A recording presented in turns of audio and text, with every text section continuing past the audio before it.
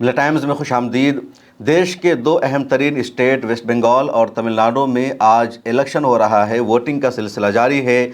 Waste Bengal पर पूरे हिंदुस्तान की नज़र है, क्योंकि बीजेपी को अच्छी तरह मालूम है कि तमिलनाडु में उसकी जीत नहीं हो सकती है। एक दो सीट मिल जाए यही काफ़ी है।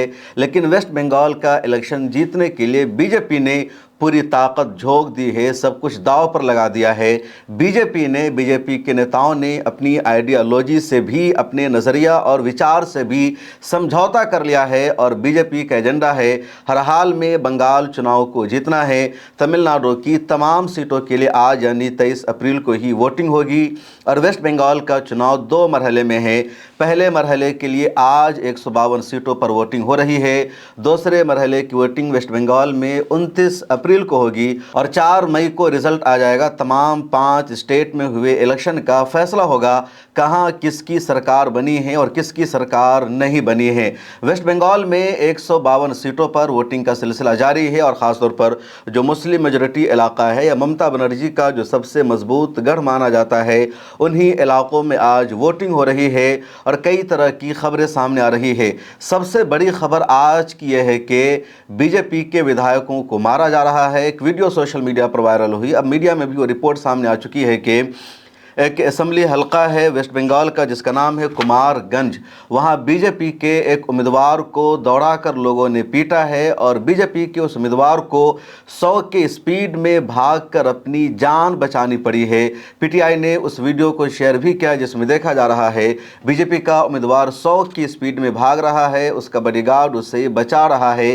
तब भी जो वोटर्स है, जो पब्लिक है, उसको पीछे से उसका ताक़ुब कर रही है और ये शख्स अपनी जान बचाने पर मजबूर है। बीजेपी के इस उम्मीदवार का नाम है सुविंदो सरकार और इसने जिस तरह की वहाँ पर भाषा इस्तेमाल की थी, जिस तरह वहाँ जाकर इसने लोगों को रोकने का काम किया था, उसकी वजह से वहाँ के जो वोटर्स थे वो सब के सब भड़क गए और उन लोगों ने इसको दौड़ाना शुरू कर दिया। सुविंदो सरकार की आप इस वीडियो क्लिप को स्क्रीन पर देख सकते हैं जिसमें देखा जा रहा है कि जो वोटर्स हैं, जो जनता है, वो लगातार इसकी पिटाई कर रही है, तमाचा मारा जा रहा है और ये शख्स वहां से भागने की कोशिश में है। बॉडीगार्ड इसको बचाने की कोशिश कर रहा है।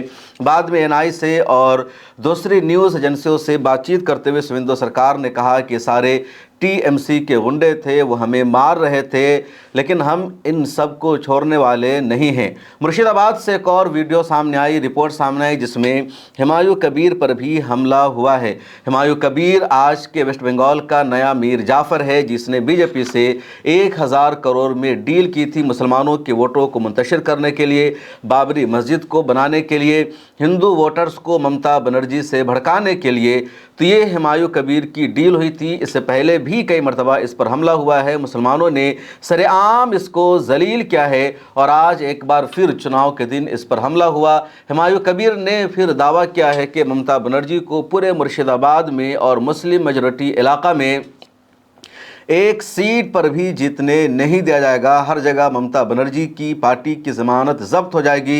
लेकिन ये शख्स जब भी घर से निकलता है, पब्लिक में जाता है, इसको देखते ही नारा लगता है गद्दार है, ज़मीर फरोश है, मीर जाफ़र है, हमारा दुश्मन है, इसका बायकॉट करो। और अब इसकी इतनी हैसियत भी नहीं रह गई है, बल्कि सीधे इसको झपड़िया दिया जाता है, इसको मारा जाता है। पुलिस ने, प्रशासन ने, हुकूमत ने इसको सुरक्षा भी दिया है, इसको अच्छी खासी सिक्योरिटी मिल गई है, बाज़ाब्ता इसको हर जगह पुलिस कवर करके रखती है। इसके बावजूद आवाम में गुस्सा इसके ख़िलाफ़ इतना है कि कहीं पर इसको कोई कामयाबी नहीं मिल रही है। रिपोर्ट ये भी सामने आ रही है कि असदुद्दीन ओवैसी को भी वेस्ट बंगाल में कोई कामयाबी नहीं मिल रही है। आवाम उनके ख़िलाफ़ है और असदुद्दीन ओवैसी को, उनके उम्मीदवारों को कहीं पर एक भी वोट नहीं मिल रहा है, क्योंकि जैसे ही हुमायूं कबीर का पर्दाफाश हुआ कि उसने बीजेपी के साथ 1000 करोड़ की डील की थी, फिर ओवैसी ने हुमायूं कबीर से अपना रिश्ता अलग कर लिया। उसके बाद हुमायूं कबीर ने असदुद्दीन ओवैसी पर इल्ज़ाम लगाना शुरू कर दिया, AIMIM पर इल्ज़ाम लगाना शुरू कर दिया। AIMIM के नेशनल स्पोक पर्सन हैं आदिल हसन आज़ाद, उनके ऊपर भी हुमायूं कबीर ने कई तरह के इल्ज़ाम लगाए और इसी वजह से वेस्ट बंगाल में जो मेजॉरिटी आवाम आवाम है वो ममता बनर्जी को वोट कर रही है, खा वो हिंदू हो या मुसलमान हो। और बीजेपी ने मुसलमानों को तकसीम करने का जो एजेंडा वहाँ नाफिज किया था, जो मंसूबा बनाया था, फ़िलहाल वो फेल हो चुका है। एक और सबसे बड़ी ख़बर यह है कि बीजेपी ने वेस्ट बंगाल में अपने तमाम नज़रिया को फरामोश कर दिया है। बिहार, यूपी, हरियाणा, उत्तराखंड या गुजरात में गाय के नाम पर लगातार मुसलमानों की लिंचिंग होती है, मुसलमानों को मारा जाता है। रोज़ाना 2-4 ख़बरें इस तरह की हमारे न्यूज़ रूम में आती है कि एक मुसलमान गाय को लेकर जा रहा था, एक जगह से उसने ख़रीदा था, दूसरी जगह उसको जाकर बेचना था, या वो गायों की तिजारत करता है, या वो गाय अपने दरवाजे पर बांधे हुआ था और बजरंग दल के गुंडे जाते हैं, मुसलमानों की पिटाई कर देते हैं। पुलिस को भी पता रहता है कि इसमें मुसलमानों का कोई कसूर नहीं, उसके बावजूद पुलिस मुसलमानों के ख़िलाफ़ ही एक्शन लेती है, जेल में भेज देती है। अगर कोई बहाना पुलिस को नहीं मिलता तो पुलिस ये सेक्शन लगा देती है कि उन्होंने जानवरों पर अत्याचार किया है, जुल्म किया है। इस तरह का बहाना बनाकर ही मुसलमानों को अंदर डाल दिया जाता है। बजरंग दल के गुंडों के ख़िलाफ़ कोई एक्शन नहीं लिया जाता। लेकिन बीजेपी के नेता वेस्ट बंगाल में कह रहे हैं कि आप गोश्त खाओ, आप मछली खाओ, हमें कोई दिक्कत नहीं है, हमें कोई एतराज़ नहीं है। बीजेपी के लीडर और असम के चीफ मिनिस्टर हेमंत बिस्वा शर्मा की एक वीडियो इस वक्त सोशल मीडिया पर सबसे ज़्यादा वायरल हो रही है, जहां उन्होंने वेस्ट बंगाल में एक चुनावी सभा को खिताब करते हुए ममता बनर्जी को कंपटीशन के लिए चैलेंज किया, दावत दी और कहा कि ममता बनर्जी आप आइए, एक टेबल पर मैं भी बैठूंगा, आप भी बैठिए और हम दोनों गोश्त खाना शुरू करेंगे। और जब एंड होगा तो मैं आपसे 1 किलो ज़्यादा ही गोश्त खा पाऊंगा, आप मुझसे कम ही गोश्त खा सकते हैं, मुझसे ज़्यादा नहीं। तो मैं गोश्त खाने में सबसे आगे हूँ, नंबर 1 हूँ, मांस खाने में कोई मेरा मुकाबला नहीं कर सकता है। ये हेमंत बिस्वा शर्मा कह रहे हैं। अपनी वीडियो में उन्होंने ये भी कहा कि असम में सभी गोश्त खाते हैं, मांस खाते हैं, मछली खाते हैं, किसी पर कोई पाबंदी नहीं है, कोई रुकावट नहीं है। जो लोग आपसे ये कह रहे हैं कि वेस्ट बंगाल में अगर बीजेपी की सरकार बन जाएगी तो आपको गोश्त खाने से, मछली खाने से रोक दिया जाएगा, ये भ्रम फैला रहे हैं। आप सुनिए। क्या बोलते हैं कि बीजेपी आने से पश्चिम बांग्ला में मांस और मांस बंद हो जाएगा।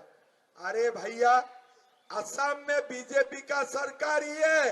असम का सब लोग मांस और मांस दिल लगा के खाते हैं, दिल लगा के खाते हैं। मैं दीदी को बोलता हूँ, दीदी आप एक दिन मेरा घर में आ जाइए, नहीं तो मैं आपका घर में जाऊंगा। टेबल में बैठ के दोनों मांस खाने का कंपटीशन करूंगा। आप भी खाए जाओ, रोहू, इलिश आप भी खाते जाओ, मैं भी खाते जाऊंगा। लास्ट में मैं आपसे 1 केजी ज्यादा ही मांस खा जाऊंगा, 1 केजी ज्यादा ही मांस खा जाऊंगा। आपने सुना हेमंत बिस्वा शर्मा को, सीधे सीधे उन्होंने ममता बनर्जी को, दीदी को कंपटीशन के लिए इनवाइट किया है, मुकाबले की दावत दी है कि आइए और एक साथ बैठकर मांस खाते हैं। अब यही भाजपाई है, यही संघी है जो एक तरफ कहते हैं कि हम मांस नहीं खाते, गोश्त नहीं खाते, गोश्त की दुकानों को बंद करवाते हैं। टीवी चैनलों पर इसी पर डिबेट चलती रहती है और अब टीवी चैनलों पर इस पर डिबेट नहीं चल रही है।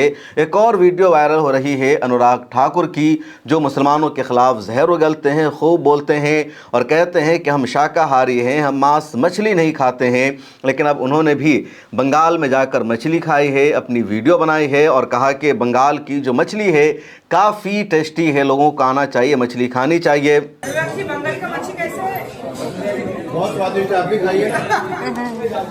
16 राज्यों में मुख्यमंत्री जिसको जो खाना है वो खाए, जिसको जो धर्म अपनाना है वो अपनाए, लेकिन ना दूसरे के खाने पे रोक लगाए, ना दूसरे का धर्मांतरण करने पे जोर लगाए। खाइए और खाने दीजिए, खाना। अपने अनुराग ठाकुर को भी सुना, कई दिनों से इनकी वीडियो भी चल रही है। अब ये वही बीजेपी के लीडर्स हैं, बीजेपी के तमाम लोग हैं जो पूरे नॉर्थ इंडिया में एजेंडा ही चलाते हैं कि हमें गोश्त को बंद करना है, हमें मछली को बंद करना है, गोश्त की दुकानों पर ताला लगाना है और मुसलमानों के खिलाफ प्रोपेगेंडा करते हैं। लेकिन वेस्ट बंगाल में ये लोग कह रहे हैं कि गाय अगर यहाँ ज़बह होती है तो होती रहेगी, बड़े का मांस यहाँ खाया जाता है तो खाया जाता रहेगा, मछली खाई जाती रहेगी, कोई पाबंदी नहीं है। और ये पहली मर्तबा बीजेपी का दोगला चेहरा सामने नहीं आया है। आपको याद होगा बीजेपी के ही एक नेशनल स्पोक पर्सन से टीवी चैनल पर न्यूज़ 24 पर पूछ दिया गया कि असम में गाय खाई जाती है, असम में गाय काटा जाता है और वहाँ आपकी सरकार है, आपने क्यों कानून नहीं बनाया, वहाँ क्यों नहीं रोका? तो उन्होंने असम की गाय को और यूपी की गाय को अलग कर दिया और कहा कि असम में जो गाय काटी जाती है वो गाय नहीं मिथुन होती है और बिहार यूपी में जो गाय है ये गाय है, ये काव है। तो ये इनका नज़रिया है, ये इनकी आइडियोलॉजी है। सच्चाई ये है, रियलिटी ये है कि वेस्ट बंगाल का इलेक्शन जीतने के लिए इन्होंने सब कुछ दांव पर लगा दिया है। अब लोग मजाक उड़ा रहे हैं, हंस रहे हैं अंधभक्तों पर कि कैसे अंधभक्त है। बीजेपी इनको जो कहती है ये वही मान लेते हैं। अगर इनसे कहा जाता है कि गाय का गोश्त खाने में फ़ायदा है तो फिर उसी को खाने लगते हैं। अगर कहा जाता है आलू खाओ उसमें फ़ायदा है तो उसी पर ये अमल करते हैं, कभी अपना दिमाग नहीं लगाते हैं। जब गाय माता है तो फिर गाय माता का दर्जा रखेगी, गाय का एहतराम किया जाएगा, गाय को बैन किया जाएगा। यूपी में भी, बिहार में भी, आसाम में भी, केरला में भी, वेस्ट बंगाल में भी, तमिलनाडु में भी। लेकिन बिहार और यूपी में गाय काटने पर पाबंदी है, जुर्म है। और बंगाल में चुनाव जीतना है तो गाय काटना जुर्म नहीं है। तमिलनाडु और केरला में गाय का गोश्त खाना, गोवा में गाय का गोश्त खाना जुर्म नहीं है, गाय बैन नहीं है। ऐसा दोहरा रवैया क्यों? और इसलिए मुसलमानों की तरफ से मुतालबा किया जाता है, कई मरतबा जमीयत उलमा हिंद ने मुतालबा किया कि आप गाय को नेशनल एनिमल करार दो ताकि पूरे देश में कहीं भी गाय ज़बह ना की जाए और मुकम्मल तौर पर यह कानून नाफिज हो जाए। लेकिन कभी भी भाजपाई इस पर अमल नहीं करते हैं। तो इनका एक एजेंडा है, मुद्दा है, मुसलमानों को टारगेट करना है। अब इस वक्त वेस्ट बंगाल चुनाव के दौरान झाल मुरी की भी खूब चर्चा हो रही है। मोहतरमा अंजना ओम कश्यप का मजाक भी बन रहा है क्योंकि पिछले दिनों पीएम मोदी एक दुकान पर गए थे और कहा था झाल मुरी है जी, कितने का है, ज़रा सा हमें खिलाओ, और उसने 10 रुपए की झाल मुरी दिया, पीएम मोदी साहब ने खा लिया।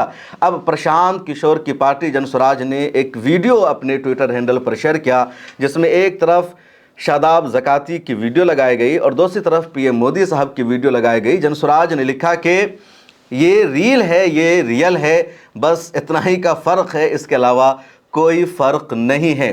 मैडम अंजना ओम कश्यप ने बाज़ाब्ता इस पर मास्टर स्ट्रोक कर दिया, एक शो कर दिया कि झाल मुरी के कितने फ़ायदे हैं। वेस्ट बंगाल की 10 करोड़ जनता झाल मुरी खाना चाहती है, झाल मुरी खाने से जो फ़ायदे होते हैं उसको जानना चाहती है। गूगल पर झाल मुरी को सबसे ज़्यादा सर्च किया जा रहा है।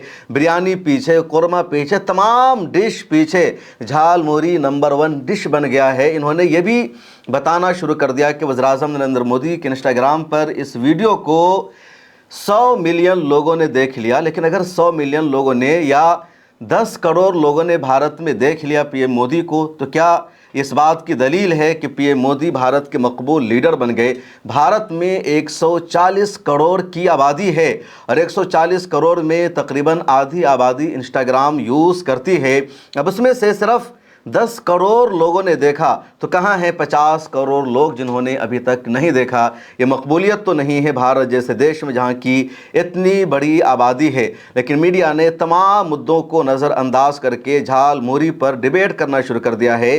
गाय और मछली पर वो डिबेट नहीं कर रहे हैं कि आप यूपी में, बिहार में इसके लिए फसाद करवाते हैं, मारते हैं, और बंगाल में आप गाय को लेकर के कोई भी कानून नहीं बना रहे हैं। और आइए मैं आपको बताता हूं असल मुद्दा, असल इशू जिस पर आज की इस वीडियो में आपसे बात करनी थी। और वो मुद्दा ये है कि वेस्ट बंगाल का इलेक्शन जीतने के लिए बीजेपी ने पूरी ताकत झोंक दी है, एड़ी चोटी का जोर लगा दिया है। और उसके लिए बीजेपी ने पहले ही कई एक्सरसाइज कर लिया है कि कैसे हमें इस मरतबा वेस्ट बंगाल का इलेक्शन जीतना है, दीदी को हराना है। दैनिक भास्कर बहुत ही मशहूर अखबार है और उसने आज अपने पहले पेज पर लीड स्टोरी में ये लिखा है कि बीजेपी के एक लीडर ने यह दावा किया और कहा कि साल 2021 में बीजेपी को ममता बनर्जी के मुकाबले में 61 लाख वोट कम आए थे और उसकी वजह से बीजेपी की 2021 में सरकार नहीं बन सकी थी। इस मर्तबा हमने एसआईआर करके 91 लाख वोटों को काट दिया है, तो अब हमारी सरकार बनना यकीनी है। दोबारा इसको सुनिए, स्क्रीन पर देखिए 2021 का जो रिज़ल्ट आया था वेस्ट बंगाल का, क्योंकि अभी जो वेस्ट बंगाल का माहौल है यही माहौल साल 2021 का भी था और मीडिया ने पूरा हंगामा खड़ा कर दिया था कि इस मर्तबा दीदी का सफाया हो जाएगा, टीएमसी हार जाएगी, बीजेपी की वेस्ट बंगाल में सरकार बनेगी। लेकिन जब रिज़ल्ट आया तो ममता बनर्जी की पार्टी को 213 सीटों पर जीत मिली और बीजेपी को सिर्फ 77 सीटों पर जीत मिली। ममता बनर्जी की जीत पहले से ज़्यादा बड़ी थी और बीजेपी की सरकार नहीं बन सकी। कांग्रेस और सीपीएम भी वेस्ट बंगाल में ज़ीरो हो गई। बीजेपी का ये फ़ायदा हुआ कि जो 10-12 सीटों पर वेस्ट बंगाल में चुनाव जीतती थी वो 77 सीटों पर जीतने में कामयाब हो गई, सबसे बड़ी अपोजिशन पार्टी बन गई, लेकिन सरकार बनाने से दूर रही। जो वोट फीसद है उसको अगर आप देखेंगे तो ममता बनर्जी को वोट मिला था 2021 के विधानसभा चुनाव में 47.93% और बीजेपी का वोट शेयर था 38.15%। ममता बनर्जी का जो टोटल वोट था वो था 2,86,50,917 और बीजेपी का पूरा वोट था 2,27,98,411।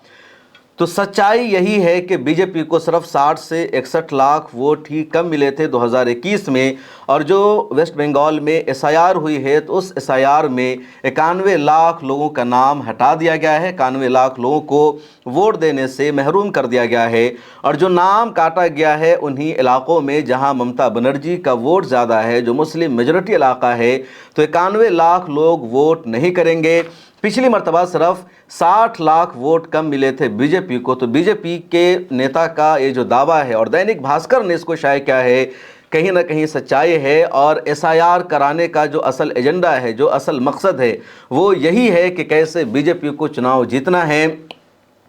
बिहार में यही हुआ और अब वही स्क्रिप्ट वेस्ट बंगाल में दोहराई जा रही है। इसके अलावा एक और बड़ा मुद्दा है, एक तरफ 91 लाख लोगों का नाम हटाया गया, दूसरा बड़ा इशू है जो नया नाम जोड़ा गया है। सूरत रेलवे स्टेशन की वीडियो वायरल हुई एक दिन पहले, जिसमें हज़ारों मजदूर थे, उनको ट्रेन नहीं मिल रही थी, पुलिस उन पर अटैक कर रही थी। गैस की किल्लत की वजह से, काम ना होने की वजह से वो सूरत जैसे शहर को छोड़कर बिहार यूपी जाना चाह रहे थे। लेकिन अगले दिन गुजरात की उसी सूरत रेलवे स्टेशन से तस्वीर सामने आती है जहां स्पेशल ट्रेन चलाई जाती है बंगाल के मजदूरों के लिए और उनको सीट दी जाती है और वो सीट पर बैठकर बंगाल जाते हैं वोट डालने के लिए। इसी तरह का स्पेशल ट्रीटमेंट बिहार के मजदूरों को भी मिला था जब नवंबर 2025 में बिहार में इलेक्शन था। और अब जब बिहार का इलेक्शन हो गया तो बिहार के मजदूरों पर डंडा बरसाया गया, उनको भगाया गया, उनको मारा गया और बंगाल के मजदूरों को स्पेशल ट्रीटमेंट मिला।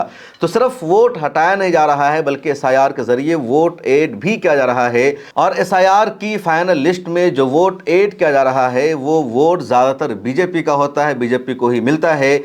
यही बिहार में हुआ था और वही अब बंगाल में किया जा रहा है। तो बीजेपी ने वेस्ट बंगाल का इलेक्शन जीतने के लिए सबसे पहले एसआईआर पर फोकस किया और बीजेपी का ये जो एजेंडा है कामयाब हो रहा है। बीजेपी ने दूसरा काम किया है हुमायूं कबीर को लाकर। मैं पहले बता चुका हूं कि हुमायूं कबीर को लाने का 2 मकसद था बीजेपी का।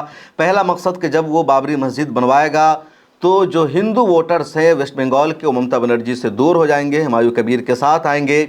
उधर मुसलमान भी जज्बाती तौर पर हुमायूं कबीर से जुड़ेंगे और ममता बनर्जी को वोट नहीं करेंगे। तो दोहरा झटका लगेगा ममता बनर्जी को। उसके बाद असदुद्दीन ओवैसी ने भी हुमायूं कबीर को ज्वाइन किया, फिर उन्होंने अलग होकर चुनाव लड़ने का फैसला किया। बीजेपी ने बंगाल का चुनाव जीतने के लिए तीसरा दाव अपनाया है वहाँ के लोगों को पैसा देने का। बीजेपी की तरफ से मैनिफेस्टो में वादा किया गया कि जैसे ही भाजपा की सरकार बनेगी यहाँ के हर एक शहरी के अकाउंट में 3-3 हज़ार रुपया डाला जाएगा। और बीजेपी ने बाज़ाब्ता रजिस्ट्रेशन भी करना शुरू कर दिया है। दिल्ली में भी बीजेपी ने यही वादा किया था, छत्तीसगढ़ में भी बीजेपी ने यही वादा किया था और चुनाव के दौरान ही पार्टी ने रजिस्ट्रेशन करवाना शुरू कर दिया था।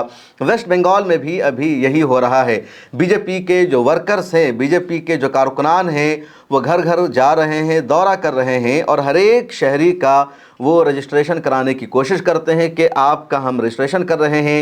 जैसे ही सरकार बनेगी फ़ौरन आपके खाते में 3,000 रुपये आ जाएंगे और आवाम को बीजेपी के इस वादे पर भरोसा भी हो रहा है और कहा जा रहा है कि आपका रजिस्ट्रेशन हो गया है, आपका नाम ऐड हो गया है। जैसे ही सरकार बनेगी कुछ और करने की ज़रूरत नहीं है, आपको किसी सेंटर पर जाने की ज़रूरत नहीं है, आपके अकाउंट में पैसा चला जाएगा। ये बीजेपी की तरफ से ग्राउंड पर किया जा रहा है।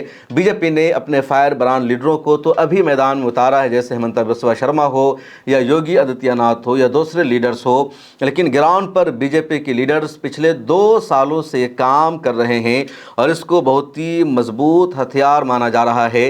बीजेपी का चौथा मजबूत हथियार है वेस्ट बंगाल में चुनाव जीतने के लिए गोदी मीडिया। गोदी मीडिया के जितने एंकर्स हैं, जितने जर्नलिस्ट हैं, वो सारे के सारे इस वक्त बंगाल में खेमाजन हैं और ममता बनर्जी के ख़िलाफ़ एजेंडा चला रहे हैं, बीजेपी को सपोर्ट कर रहे हैं, बीजेपी के फेवर में स्टोरी चला रहे हैं कि बीजेपी की सरकार बनेगी तो कैसे आपको फ़ायदा मिलेगा। बीजेपी का 5वां दाव है कि वेस्ट बंगाल के लोगों के बताना कि मछली पर पाबंदी नहीं लगेगी, गोश्त पर पाबंदी नहीं लगेगी, आप जिस हाल में हैं उसी हाल में रहेंगे। ऐसा नहीं है कि बीजेपी यहाँ गाय का गोश्त काटने पर पाबंदी लगा देगी, मछली खाने पर पाबंदी लगा देगी या बंगाल को यूपी जैसा बना दिया जाएगा। बस हमें सरकार बनानी है, इसके अलावा कुछ भी नहीं, ये दावा किया जा रहा है। अभी प्रियंका भारती ने आज तक की एक रिपोर्ट भी शेयर की है अपने ट्विटर हैंडल पर, जिसमें उनका कहना है कि बीजेपी के एमएलए वोट देकर निकलते हैं और उनके हाथ पर स्याही नहीं लगी हुई है। अब फ्रॉड भी मुमकिन है, पोलिंग बूथ को कैप्चर भी वेस्ट बंगाल में बहुत ज़्यादा किया जाता है। वेस्ट बंगाल का आज का इलेक्शन बहुत ज़्यादा अहम है, दूसरे फेज़ का इलेक्शन भी बहुत ज़्यादा अहम होगा। अब देखना यह है कि 4 मई को किसकी सरकार बनेगी। 2021 के चुनाव में वेस्ट बंगाल की सरजमीन पर मैं गया था, इस मरतबा नहीं जा सका अमेरिका ईरान की जंग की वजह से और अब काफ़ी देर भी हो चुकी है। मिला टाइम्स के नुमाइंदे वेस्ट बंगाल में ग्राउंड पर मौजूद है। मिला टाइम्स का बंगला यूट्यूब चैनल भी है, वहाँ सारी अपडेट आ रही है। जो लोग वेस्ट बंगाल से ताल्लुक़ रखते हैं या बंगला ज़ुबान को जानते हैं वो लोग मिला टाइम्स के बंगला यूट्यूब चैनल को सब्सक्राइब भी कर सकते हैं। अगले दिनों में मज़ीद तफसील आपको मिलती रहेगी। मुझे दीजिए इजाज़त, फिर मुलाकात होगी।